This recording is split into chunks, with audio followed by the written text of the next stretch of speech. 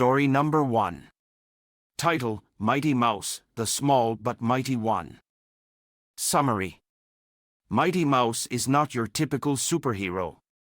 He's small, barely reaching 3 feet tall, and has no special powers like super strength or agility. But what he lacks in physical abilities, he makes up for with his intelligence, resourcefulness, and bravery. Mighty Mouse started his path of crime fighting as a young boy, living in a small village on the outskirts of the city. He noticed how crime rates were steadily increasing and how people were living in fear. Being small, he went unnoticed by the criminals and was able to gather information about their activities and plan a course of action. As he grew up, Mighty Mouse moved to the city and continued his mission to fight crime. He got a job as a janitor at the police station, which allowed him access to police files and information. He worked his way up the ranks and became a trusted ally of the police department. Mighty Mouse's size became his advantage in fighting crime. He could sneak into small places unnoticed, outsmart his opponents, and move quickly. He used common household objects, like thumbtacks and rubber bands, to take down his opponents.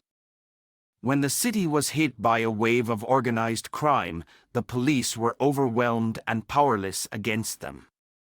Mighty Mouse stepped up to the challenge and formed a team of like-minded individuals who were passionate about saving their city. Together, they went undercover to infiltrate the criminal networks and gather information to bring them down. Mighty Mouse, along with his team, was successful in dismantling the criminal network and making the city a safer place. He became a legend in the city, known as the Small but Mighty One. Even though Mighty Mouse doesn't have any superpowers, he inspires everyone around him with his selflessness and bravery. He proved that even the smallest of individuals can make a significant impact on the world. Story number 2. The Cooker Mouse. Ratatouille, film. Summary: Remy, a young rat with heightened senses of taste and smell, dreams of becoming a chef like his human idol, the late Auguste Gusteau, but the rest of his colony, including his older brother Émile and his father, the clan leader Django, only eat for sustenance and are wary of humans. The rats live in an elderly woman's attic outside Paris, but when the woman discovers the rats, they're forced to evacuate, and Remy is separated from the others. Encouraged by an imaginary Gusteau, he explores until he finds himself on the roof of Gusteau's restaurant. Remy notices the restaurant's new garbage boy, Alfredo Linguini, attempting to fix a soup he ruined, and jumps in to fix Linguini's mistakes. Linguini catches Remy in the act, but does not reveal him to Skinner, Gusteau's former sous chef and the new owner of the restaurant. Skinner confronts Linguini for tampering with the soup, but when the soup is accidentally served and proves to be a success, Colette Tattoo, the restaurant's only female chef, convinces Skinner to retain Linguini and uphold Gusteau's motto, "Anyone can cook." After demanding that Linguini replicate the soup, Skinner spots Remy and orders Linguini to take him outside and kill him. Once they're alone, Linguini discovers that Remy can understand him, and he convinces Remy to help him cook. Remy controls Linguini's movements like a marionette by pulling on his hair while hiding under his toque. They recreate the soup and continue cooking at the restaurant. Colette begrudgingly trains Linguini, but steadily comes to appreciate someone heeding her advice. Later, Remy finds Émile and reunites with the clan. After Remy tells Django that he intends to stay at the restaurant, Django shows him a group of exterminated rats in an attempt to convince him that humans are dangerous, but Remy ignores his warnings and leaves.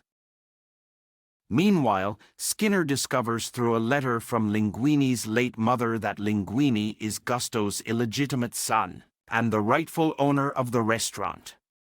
Skinner is shocked and enraged about this revelation, as Gusto's will stated that he would inherit ownership of the restaurant only if no biological heir appeared 2 years prior to the latter's death. After his lawyer verifies that Linguini is Gusto's heir, Skinner hides the evidence in an envelope, but Remy finds it and runs away, showing the documents to Linguini, who then forces Skinner out.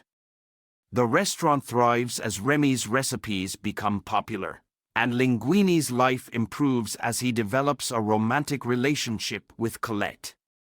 Food critic Anton Ego, whose previous negative review of the restaurant indirectly led to Gusto's death, announces to Linguini that he will dine at the restaurant. After Linguini takes credit for Remy's cooking at a press conference, he and Remy have a falling out. As revenge, Remy leads his clan to raid the restaurant's pantries for food. Linguini arrives to apologize, but upon discovering the raid, he furiously kicks Remy and the other rats out.